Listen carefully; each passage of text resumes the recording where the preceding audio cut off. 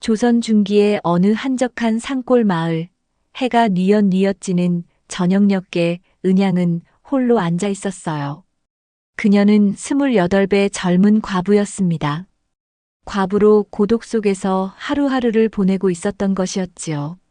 조선의 법도는 엄하여 재혼은 금지된 일이었고 은양은 마음 한구석에 묻어둔 외로움을 달래기 위해 밤마다 달빛 아래서 옷감을 짜곤 하였답니다. 그녀의 집은 마을 외곽 대숲이 우거진 언덕 아래에 자리 잡고 있었어요. 옷감을 짜는 손길은 섬세했지만 그녀의 마음은 자꾸만 허공을 헤매곤 하였지요. 이렇게 사는 것이 과연 삶이라 할 수 있을까? 너무 외롭다. 은양은 달을 보며 혼잣말을 하였습니다. 어느 날 마을에 낯선 나그네가 찾아왔던 것이었어요. 그의 이름은 현호, 한양에서 내려온 서생이라 하였습니다. 현호는 마을 어귀에 오래된 객주집에 묵으며 낮에는 책을 읽고 밤에는 마을 사람들과 담소를 나누곤 하였어요. 그는 키가 훤칠하고 눈빛이 따뜻한 젊은이였지요. 마을 안악들은 현호를 두고 수군거리기 시작하였습니다. 저 서생, 어딘가 수상쩍지 않아? 아니, 저렇게 점잖은 양반이 수상할 리 있겠어. 아니, 멀쩡히 생겨서 연고도 없는 이런 곳에서 머물고 있단 말이야? 이런 말들이 오가곤 하였답니다. 그러던 어느 달밤 은양이 물동이를 이고 샘터로 가는 길 현호가 대나무 사이로 홀로 거닐고 있었어요. 달빛이 그의 얼굴을 비추니 은양의 심장이 쿵쿵 뛰기 시작하였지요. 이 늦은 밤에 어찌 이곳에 계신지요? 은양이 떨리는 목소리로 물었답니다. 현호는 빙그레 웃으며 대답하였습니다. 달이 어찌나 고운지 잠이 오지 않아 나와 보았습니다. 부인은 이 밤중에 어찌 물동이를 이고 계시오? 그의 말투는 부드러웠고 눈빛은 은양의 마음을 흔들어 놓기에 충분하였어요. 은양은 얼굴이 화끈거렸지만 침착하려 애쓰며 말하였지요. 집에 물이 떨어져서요. 혼자 사는 몸이니 밤이라도 물이 떨어지면 이렇게 혼자 나와서 물을 깃곤 한답니다. 라며 그녀는 혼자 사는 사람이라는 것을 은연중 말하고 말았답니다.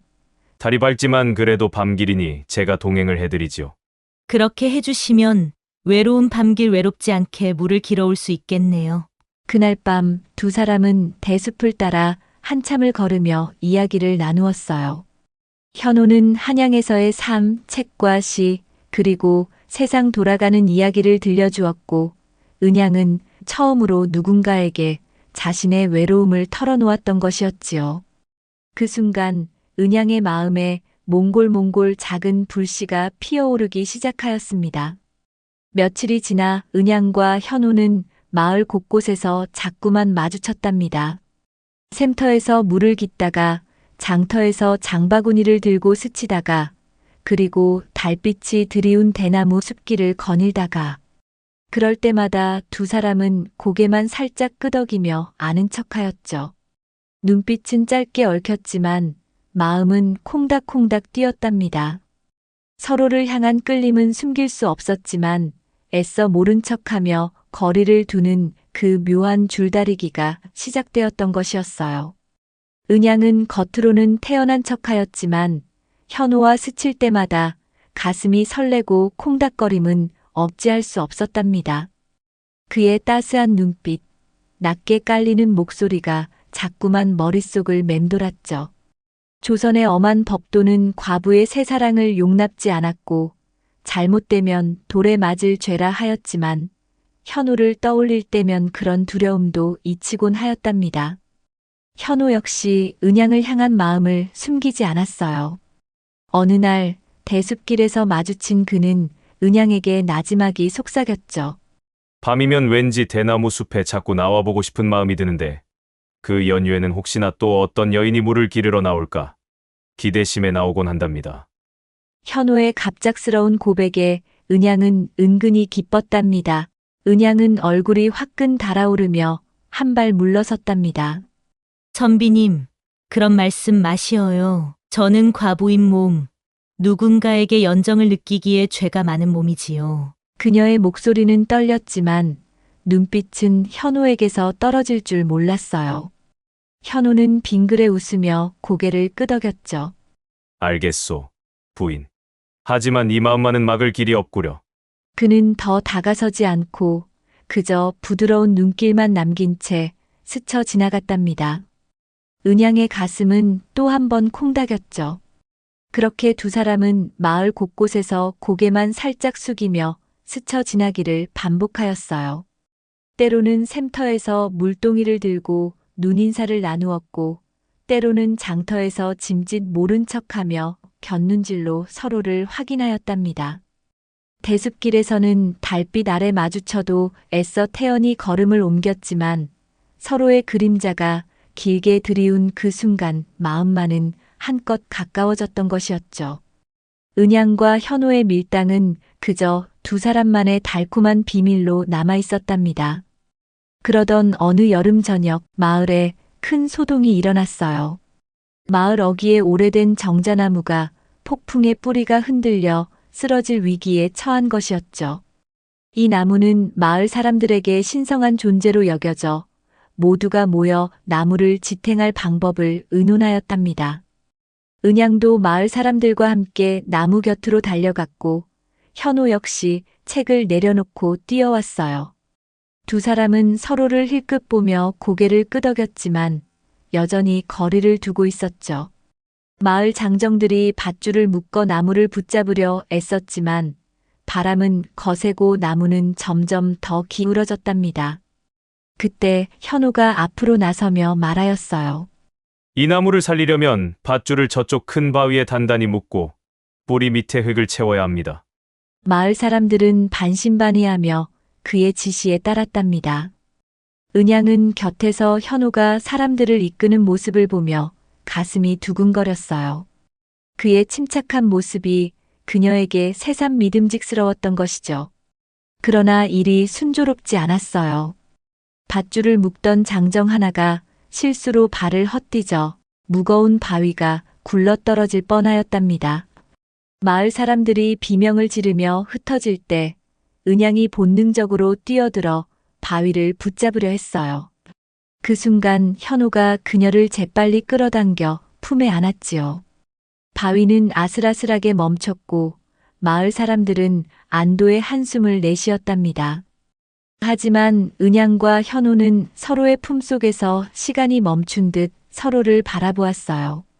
현우의 팔은 은양을 단단히 감싸고 있었고 은양의 몸에서 풍기는 달콤한 분내는 현우를 불끈 달아오르게 했지요. 부인, 괜찮으시오? 현우는 불끈 달아오른 마음을 애써 진정하며 낮은 목소리로 물었답니다. 은양은 얼굴이 화끈거리며 고개를 끄덕였죠. 선비님 덕분에 무사합니다. 그녀의 목소리는 작았지만 그 안에는 숨길 수 없는 마음이 담겨 있었답니다. 마을 사람들은 나무를 살리느라 정신없었지만 두 사람의 그 짧은 순간은 마치 세상에 둘만 남은 듯 강렬하였어요. 그날 밤 약속이라도 한 듯 두 사람은 대숲길에서 다시 마주쳤답니다. 늘 그렇듯 고개를 숙이며 스쳐 지나려 했지만 현우는 걸음을 멈추고 은양을 바라보았어요. 부인, 오늘 그대가 뛰어든 순간 내 마음이 무너질 뻔하였소. 그대를 잃을까 두려웠소. 그의 말은 솔직하고 뜨거웠죠. 은양은 더 이상 밀당으로 마음을 숨길 수 없었어요. 선비님, 오늘 선비님 모습은 어찌나 듬직하시던지요. 이런 분이 곁에 있다고 생각을 하니 마음이 놓였답니다. 그녀의 눈빛은 떨리며 수줍게 미소를 짓고 있었어요. 그 순간 대숲 사이로 불어온 바람이 두 사람을 부드럽게 감쌌어요. 현우는 은양의 손을 조심스레 잡았고 은양은 그의 손을 뿌리치지 않았지요. 법도와 마을 사람들의 수군거림은 잠시 잊혔답니다.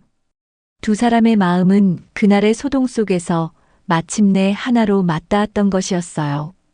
그들은 달빛 아래 서로를 바라보며 뜨거운 사랑을 나누게 되었답니다. 오랜만에 느껴보는 사내의 품속에서 은양은 달콤함에 꿈속에서 헤매는 기분이었답니다. 그렇게 사랑이 시작되던 어느 날 밤 대숲 깊은 곳에서 두 사람은 다시 만났어요. 달빛이 더욱 밝게 비추는 그곳에서 현우는 은양의 손을 조심스레 잡았답니다. 부인, 나와 함께 이 마을을 떠나지 않겠소? 멀리, 우리를 아는 이 없는 곳으로. 그의 목소리는 간절하였고 눈빛은 은양의 마음을 녹이고도 남았어요. 은양은 그의 말에 심장이 요동쳤지만 두려움도 함께 밀려왔습니다. 선비님, 이곳을 떠난다 한들 세상의 눈과 법도는 우리를 가만두지 않을 것이오. 그리고 이곳에 터가 있는데 가진 것 없이 멀리 간다는 것은 무모한 짓인 것 같습니다. 그녀의 목소리는 떨렸지만 현우는 그녀를 와락 끌어안았어요. 그의 넓은 품은 따뜻했고 은양은 그 품을 다시는 잃고 싶지 않았던 것이었지요. 두 사람은 달빛 아래에서 서로의 숨결을 느끼며 진한 사랑을 나누었어요. 은양은 현우의 품에 안겨 잊고 지냈던 따스함과 설렘을 되찾았답니다. 하지만 현우는 다시금 졸으며 말하였습니다. 부인, 당신과 영원히 함께하고 싶소. 나와 함께 떠나줘. 은양은 그의 품에서 고개를 들며 말하였어요. 선비님, 떠나는 것만이 답은 아니에요. 이곳에서 우리 함께할 길을 찾아보아요. 그녀의 눈빛은 단단했고 마음은 지혜를 찾기 시작하였던 것이었지요. 은양은 며칠 동안 골똘히 생각하였답니다. 마을 사람들의 눈을 피해 현우와 사랑을 이어가는 것은 위험한 일이었지만 그의 곁을 떠날 수는 없었어요. 그러던 중 그녀는 한 가지 묘안을 떠올렸지요. 내 집에 머슴이 필요하다 하여 선비님을 머슴으로 들이면 어떻겠소? 은양이 현우에게 조심스레 제안하였습니다. 현우는 눈을 동그랗게 뜨며 껄껄 웃었답니다. 나를 머슴으로. 그대 곁에 있다면야 머슴이라도 기꺼이 하겠소. 그는 은양의 손을 잡으며 따스한 미소를 지었어요. 그리하여 두 사람은 계획을 세우기 시작하였죠.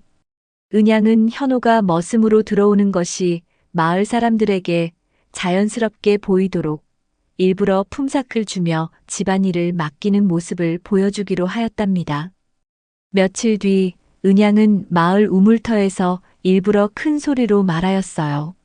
우리 집에 땔감 패고 힘든 집안일을 도와줄 힘센 머슴이 필요하니 누구 좋은 사람 없겠소? 이를 들은 마을 아낙 하나가 답하였죠. 현우 선비가 책만 읽는 줄 알았더니 요즘 힘쓰는 일도 곧잘 한다던데 그를 불러보는 게 어떻겠소? 은양은 짐짓 반가운 표정을 지으며 어머, 그래요? 책만 읽으시는 줄 알았더니 일도 종종 하시나 봐요. 주막에서 머무니 소소한 일이라도 해서 품삯을 번다고 들었어요. 아, 그렇군요. 그럼 현우 선비님에게 부탁해봐야겠네. 품삯은 넉넉히 줄 수 있으니 일을 잘해주었으면 좋겠구먼. 그리하여 은양은 현우를 집으로 불러들였어요. 첫날 그녀는 마을 사람들이 볼 수 있도록 현우에게 장작을 패게 하였죠. 현우는 도끼를 들고 힘차게 나무를 쪼갰고 은양은 그 옆에서 그런 현우를 바라보며 마치 죽은 남편이 살아 돌아온 것처럼 흐뭇해했지요. 그녀는 하루 품삯을 건네며 말하였답니다. 오늘 고생 많이 하셨어요. 보기보다 힘이 세신데요. 내일도 이렇게만 해주시면 좋겠어요. 마을 어귀를 지나던 이들이 이를 보며 수군거렸어요. 현우가 서생이라더니 제법 힘쓰는 일도 잘하는구먼. 은양이 과부라 혼자 힘으로 집안일을 꾸려나가기 힘들었을 텐데 일하는 사람이 생겼으니 든든하겠구먼. 이처럼 은양은 현우가 이를 돕는 모습을 마을 사람들에게 자연스레 보여주었답니다. 마을 사람들은 처음엔 수군거렸지만 과부인 은양이 품삯을 주며 머슴을 부린다는 명분에 더는 큰 소리를 내지 못하였어요. 그리하여 은양은 남들에게 맡겼던 땅들까지 모두 회수하여 현우 선비에게 맡기고 아예 현우를 머슴으로 들여야겠다고 이야기를 하고 다녔지요. 소문은 현실이 되었고 현우는 명분 있게 은양의 집에 머슴살이하며 낮에는 일을 하고 밤이면 자연스럽게 서로를 끌어안고 달콤한 사랑을 나누었답니다. 은양은 현우의 넓은 품에 안겨 여인으로서의 행복을 매일 밤 느꼈답니다. 그들은 마을 사람들의 눈을 피해 조심스레 사랑을 키워갔던 것이었지요. 그러나 평온했던 날들은 오래가지 못하였답니다. 어느 날 한양에서 온 포졸들이 마을에 들이닥쳤던 것이었어요. 그들은 한양에서 죄를 짓고 떠돌아다니는 서생들을 색출하라는 명이 떨어졌다며 마을에 낯선 서생이 있는지 샅샅이 뒤지기 시작하였습니다. 소문은 삽시간에 퍼져나갔어요. 포졸들이 마을 어귀를 누비며 사람들에게 물어보는 통에 마을 사람들은 서생이라면 누구든 의심의 눈초리로 바라보기 시작하였답니다. 그 가운데 은양의 집에서 머슴으로 일하며 책을 읽는 모습을 자주 보였던 현호가 공공연히 사람들의 입에 오르내리게 되었죠. 마을 어귀의 주막에 모인 이들은 삼삼오오 둘러앉아 현호를 두고 쑥덕거리기 시작하였답니다. 한 백발 노인이 수염을 어루만지며 입을 열었어요. 현호 그 사람이 서생이라 하여 주막에 있을 때 책만 파던 선비 아니었던가? 한양에서 죄를 짓고 도망친 서생을 찾는다니 혹 그와 연관이 있는 게 아닌지 모르겠구먼. 곁에 있던 젊은 농부가 고개를 갸웃하며 말하였죠. 글쎄요. 포졸들이 마을에 낯선 서생을 찾는다 하니 현호 선비가 딱 들어맞지 않습니까? 조용한 사람일수록 속을 알기 어려운 법이라 하였죠. 그렇다면 은양댁도 무언가 알고 있는 게 아니냐는 말씀 아니오? 아, 이 일을 어찌하면 좋겠소? 마을 장터에서도 비슷한 이야기가 오갔습니다. 한 장사가 목소리를 낮추며 말하였죠. 현호 선비가 한양에서 온 서생이라던데 혹시 그자가 포졸들이 찾는 자 중 하나 아니오? 은양의 집에서 머슴 노릇을 하며 몸을 숨긴 게 아닐까요? 이에 한 안악이 손사래를 치며 답하였어요. 에이, 그저 책 읽는 서생이 머슴일 돕는 걸로 보였는데 설마 그런 큰 죄를 지었겠소? 그래도 마음이 영 찜찜하오. 이처럼 마을 곳곳에서 현호를 둘러싼 이야기가 떠들썩하였어요. 어떤 이는 그의 학식을 치켜 세우며 믿을 수 없다고 하였고, 어떤 이는 포졸의 수색에 힘을 보태며 의심을 키웠답니다. 하지만 모두의 입에 오르는 궁금증은 하나였어요. 서생인 현호 선비가 과연 한양에서 쫓기는 잔지, 그의 숨겨진 속내가 무엇인지 알아내고 싶어 하였던 것이었죠. 그리하여 은양의 집 앞은 점점 더 많은 이들로 북적이기 시작하였답니다. 은양은 두려움에 떨었지만 현호를 지키고자 마음을 다잡았답니다. 선비님, 포졸들이 서생을 찾고 있다던데 혹시 선비님은 포졸들이 찾고 있는 서생은 아닌지요? 그녀가 다급히 묻자 현호는 침착한 얼굴로 답하였죠. 부인, 나는 한양에서 금서를 읽은 죄로 의심받는 몸이오. 하지만 그 책들은 백성의 삶을 더 낫게 만들 방도를 담은 것일 뿐 반역과는 무관하오. 나를 믿어줘. 은양은 그의 맑은 눈빛을 바라보며 결심하였어요. 선비님 말씀을 믿겠어요.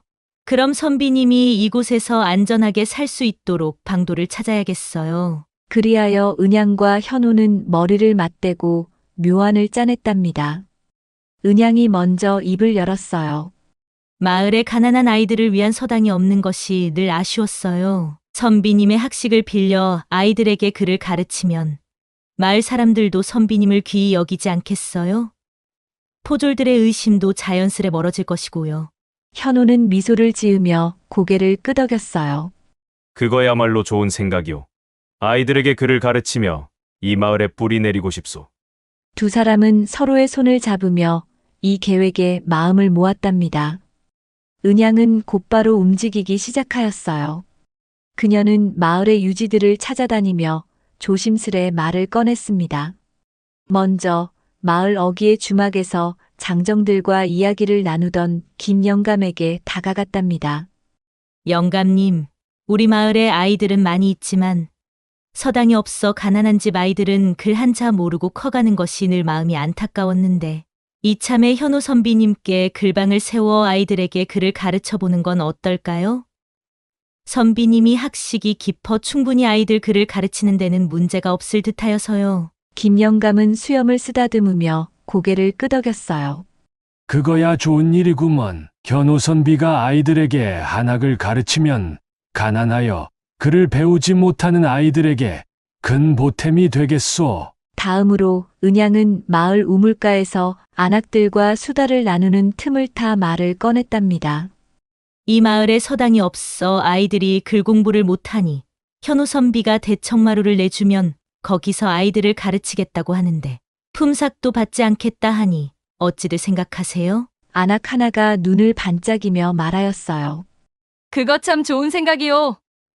내 아들놈도 글을 좀 배웠으면 싶었는데 먹고 살기 바쁜 우리네 살림살이에 애들 가르칠 돈이 어디 있겠어.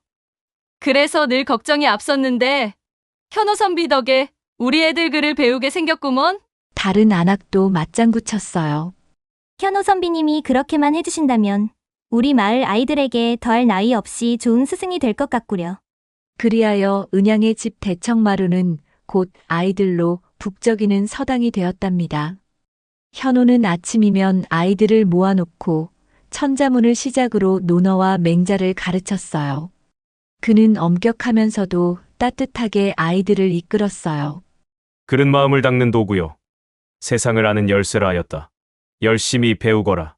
아이들은 현우의 말에 귀 기울이며 붓을 들었답니다. 마을 사람들은 현우가 아이들을 가르치는 모습을 보며 점차 그를 신뢰하기 시작하였지요.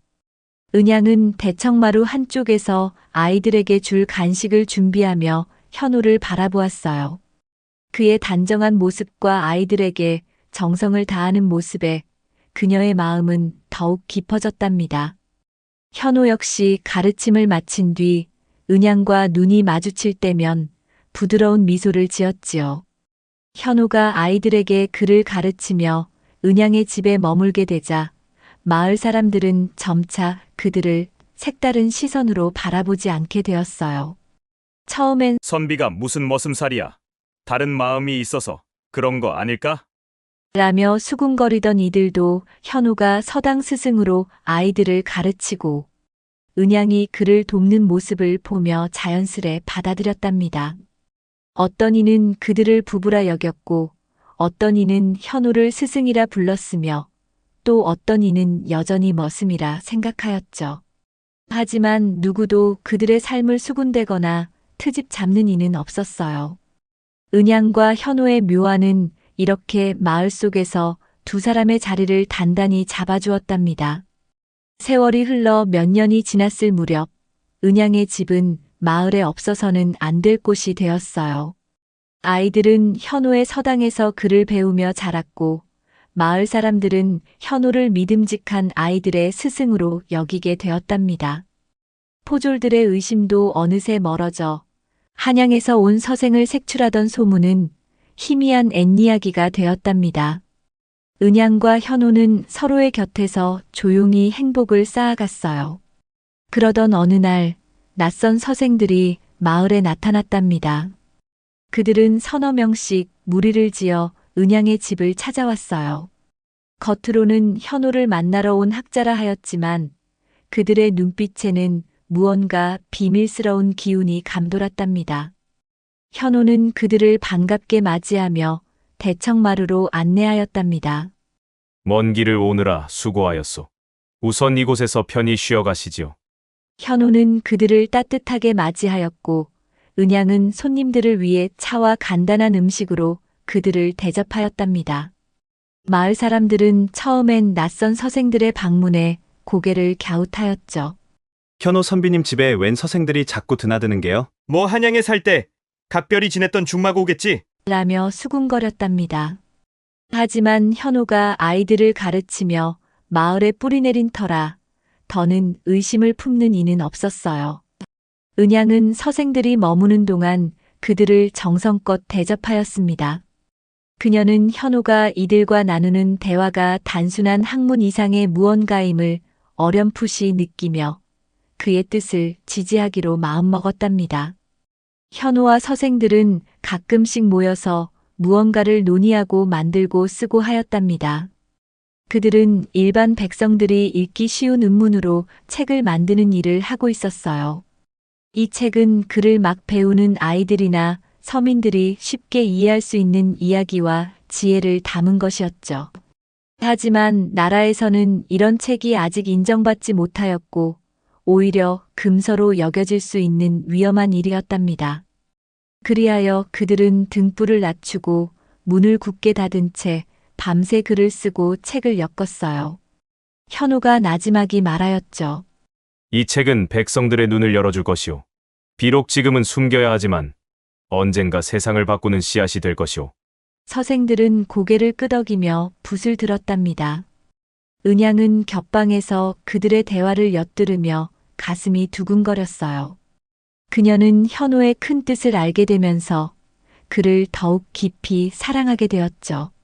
서생들이 떠난 뒤 현우는 은양에게 조용히 말하였답니다. 부인, 이 일은 위험하지만 백성들을 위한 길이라 믿소. 그대도 우리의 일을 지지해 주겠소? 은양은 단호히 고개를 끄덕였어요.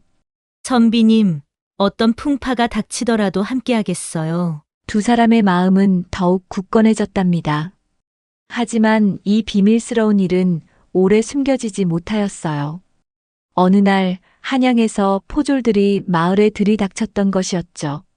그들은 나라에서 금서를 만드는 자들을 색출하라는 엄명을 받고 마을에 낯선 서생들이 드나든다는 소문을 듣고 찾아온 것이었답니다. 포졸들은 은양의 집을 에워싸고 대청마루에 있던 현우와 서생들을 단숨에 포박하였어요. 너희가 금서를 만들어 나라를 어지럽히려 하였구나.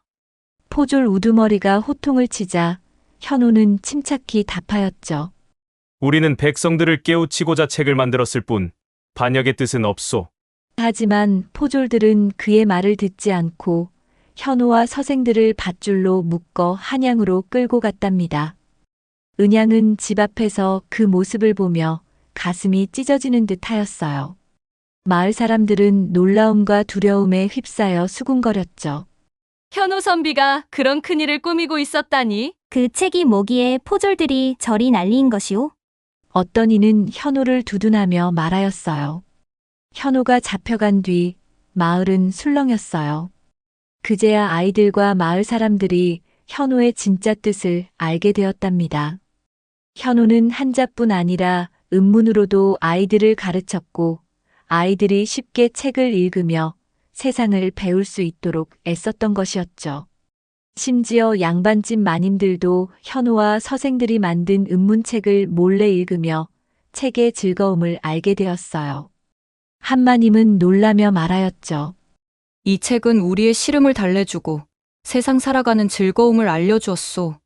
마을 아이들은 서당에서 배운 은문 덕에 이야기책을 술술 읽으며 눈을 반짝였어요. 한 아이가 말하였죠. 스승님이 가르쳐준 글 덕에 책이 이렇게 재미있을 수가 있구나 하고 배웠어요. 마을 안악들도 모여 수군거렸답니다.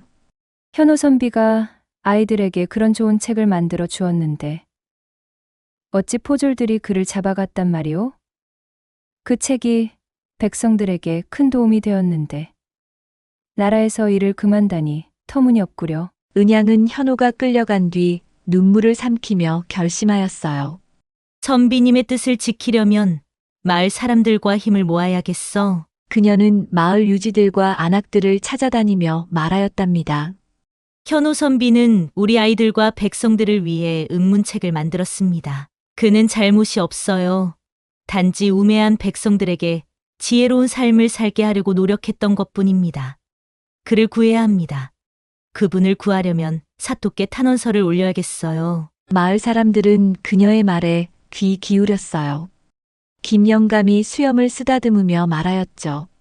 현우 선비가 우리 마을에 큰 은혜를 끼쳤으니 그를 그렇게 벌을 받게 할 수는 없지. 함께 힘을 모아봅시다. 마을 사람들은 모여 현우 선비를 구명할 탄원서를 쓰기 시작하였답니다.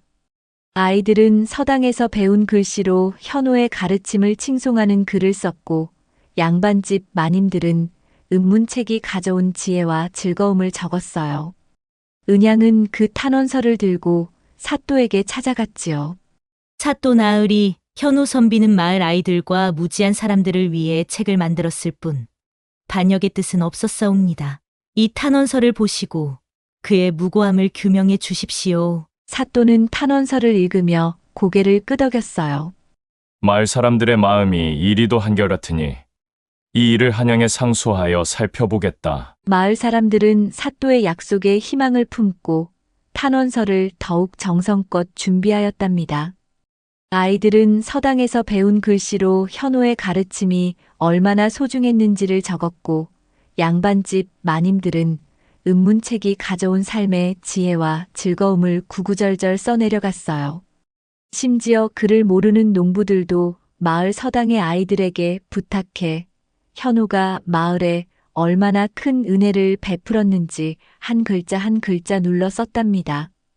은양은 이 모든 글을 모아 단단히 묶고 사또에게 다시 찾아가 간곡히 청하였어요. 사또 나으리, 이 탄원서는 마을 사람 모두의 마음입니다. 현호 선비님의 무고함을 한양에 알려주십시오. 사또는 마을 사람들의 열의에 감동하여 탄원서를 한양의 조정에 계속해서 상소하였답니다. 그는 자신의 관인을 찍은 상소문과 함께 은양이 건넨 탄원서를 조심스레 꾸려 보냈답니다. 이 마을의 백성들이 이리도 한 마음이니 그 뜻을 임금님께 전하지 않을 수 없구나. 사또의 말에 마을 사람들은 가슴 벅찬 희망을 품었어요. 은양은 매일 밤 대나무 숲길에 나가 정한수를 떠놓고 현호의 무사 귀환을 빌었습니다. 선비님, 곧 돌아오시리라 믿어요. 우리의 마음이 하늘에 닿을 것이에요. 한양에 도착한 탄원서는 조정의 관리들 사이에서 큰 화제가 되었답니다. 처음엔 금서를 만들었다는 혐의로 현호와 서생들을 엄히 다스리려던 관리들도 마을 사람들의 진심 어린 글을 읽으며 고개를 갸웃하였죠. 한 관리가 말하였어요. 이 은문책이 과연 반역을 꾀한 것인지 아니면 백성들을 위한 것인지 살펴봐야겠소. 그리하여 조정은 은문책 몇 권을 불러들여 검토하기 시작하였답니다. 책을 펼친 관리들은 깜짝 놀랐어요. 그 안에는 나라를 비방하는 비밀글이나 야사가 아닌 순수한 삶의 지혜나 슬기롭고 재미있는 소설들로 서민들이 쉽게 읽을 수 있는 이야기와 지혜가 담겨 있었어요. 아이들이 세상 이치를 배우고 농부들이 삶의 지침을 얻으며 마님들이 마음의 위안을 찾는 글이었답니다. 그리하여 이 소식은 마침내 임금님께 전해졌어요. 임금님은 은문책을 직접 읽어보시고 신하들에게 물으셨습니다. 이 책이 어찌하여 금서라 하였소? 백성들이 그를 깨치고 삶을 더 나아지게 하는데 무엇이 잘못이란 말이오? 한 신하가 조심스레 아뢰었답니다. 전하, 이 책은 허가 없이 만들어진 까닭에 금서로 여겨졌나이다. 하지만 그 내용은 백성들을 어지럽히기는커녕 오히려 깨우치는데 큰 도움이 되옵니다. 임금님은 고개를 끄덕이시며 마을 사람들의 탄원서를 다시 읽어보셨습니다. 아이들의 서툰 글씨, 마님들의 정갈한 문장, 농부들의 투박한 마음이 담긴 그 글들은 임금님의 마음을 움직였답니다. 임금님은 즉시 명을 내리셨어요.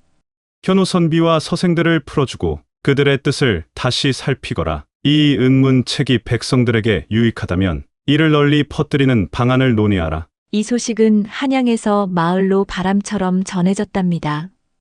포졸들은 현호와 서생들을 감옥에서 풀어주었고 현호는 마침내 자유의 몸이 되어 마을로 돌아오게 되었습니다. 현호가 마을 어귀에 들어서던 날 마을 사람들은 환호하며 그를 맞이하였답니다. 아이들은 스승님을 외치며 달려와 그의 품에 안겼고 양반집 마님들은 고개를 숙이며 감사의 인사를 전했어요. 선비님 덕에 우리도 책을 읽으며 세상을 배웠습니다. 농부들은 투박한 손으로 그의 어깨를 두드리며 말하였죠. 현호 선비, 그대가 없었으면 어찌 우리 아이들이 글을 알았겠습니까? 마을은 축제처럼 들썩였답니다. 은양은 집 앞에서 현호를 기다리다 그가 다가오는 모습을 보고 눈물을 흘렸어요. 선비님, 드디어 돌아오셨군요. 현호는 그녀의 손을 잡으며 미소 지었어요. 부인, 그대의 믿음과 마을 사람들의 마음이 나를 살렸소. 이제 다시 함께 이 길을 걸어가겠소. 그러면서 현호 선비가 문서 하나를 은양에게 내밀었어요. 그것은 임금님께서 은양의 재혼을 허락한다는 문서였던 것이었지요. 은양은 너무 놀라 그만 현호 선비를 꼭 끌어안고 말았답니다. 그리하여 현호와 은양은 마을 사람들의 도움으로 혼례까지 치르게 되었답니다.